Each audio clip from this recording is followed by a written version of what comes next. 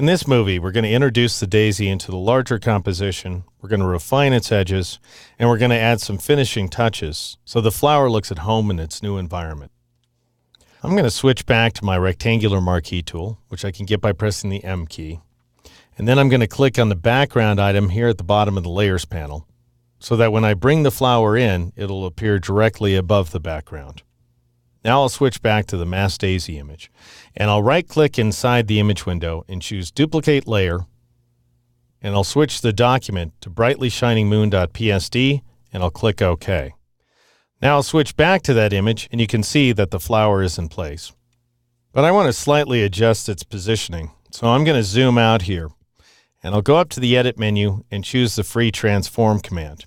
And the reason I'm doing this is not because I want to rotate the flower or scale it or anything like that. What I want to do is reposition it. And Free Transform can be very useful for that purpose because you have numerical coordinate controls. Notice up here in the options bar we have this reference point indicator. Currently it's set to the center, meaning the numerical coordinates are measured from the center point. I'm going to switch it to the upper left corner by clicking in that upper left point right there.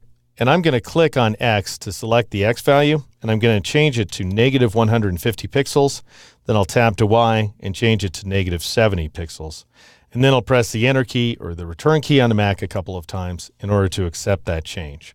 And that just happens to be the position where I want the daisy to land. If you zoom in, you might notice we have some slightly rough edges here and there.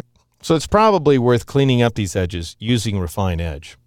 But instead of cleaning up a selection outline, we need to clean up the layer mask. So click on the layer mask thumbnail over here inside the Layers panel. And then go up to the Select menu and choose the Refine Mask command. It's the same function, it just goes by a different name. Now your view should be automatically set to On Layers, so we can see how the flower interacts with its background.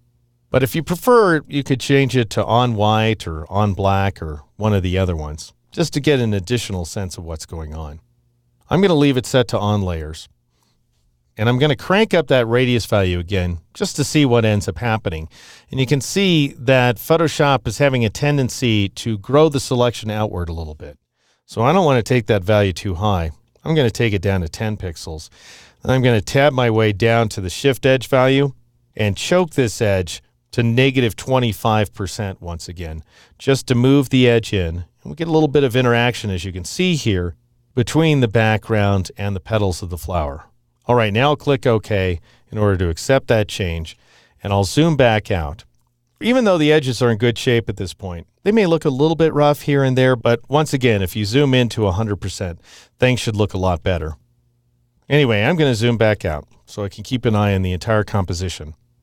Now I look at this flower and I think, all right, here's a flower against a background. I don't believe for a second it actually belongs here. So we need to integrate it into the scene. And the simplest integration tools tend to be layer effects. So I'm going to drop down to the FX icon and choose Inner Glow so that we have a little bit of glow on the inside edges of those petals. And the default settings end up working great. So we have this pale yellow, opacity is set to 75%, blend mode is set to screen, size is set to 5 pixels. That's just fine. Now I'm going to click on Color Overlay. And what I want to be able to do is lift a color from the image, but I'm not going to be able to because my layer mask is active. If I click on a color swatch and then click inside the image window, notice I end up lifting black outside the flower or white inside the flower, and that's because my layer mask is selected. So I'll just go ahead and click OK for now, click OK again. And now just go ahead and click on the full color thumbnail for the layer to make it active. And now we'll edit the color overlay effect by double clicking on it. That'll bring up the layer style dialog box once again. Click on the white swatch and move your cursor outside into the image window and click. And this time, assuming you click in the sky, you should lift a shade of blue. I'm going to raise that hue value to 220 degrees. I'm going to take the saturation value up to 65%, and I'll take the brightness value all the way to 100% and click OK. And then I'm going to change the blend mode so that we have a little bit of interaction between the blue and the flower from normal to overlay, and we end up achieving this effect here. Now I'll click OK. And what we have is an integrated flower, I think. It's awfully bright and cheerful, however.